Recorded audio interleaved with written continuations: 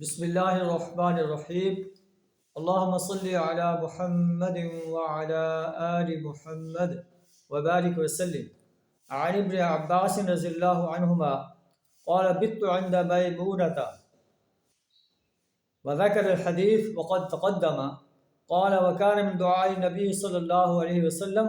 اللهم اجعل في قلبي نورا وفي بصري نورا وفي سمعي نورا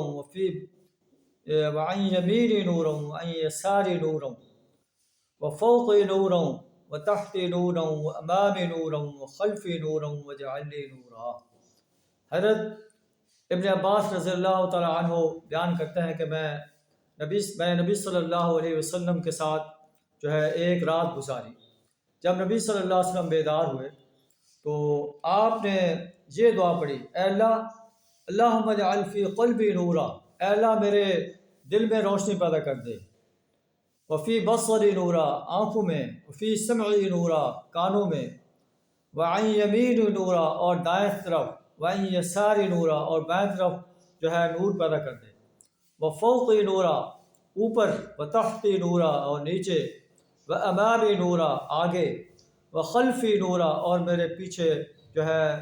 نور پیدا کر دے، مجھے سراپا نور بنا دے، واجعل لی نورا اور مجھے سراپا نور بنا دے۔ یہ پیارے نبی صلی اللہ علیہ وسلم کی دعا ہے۔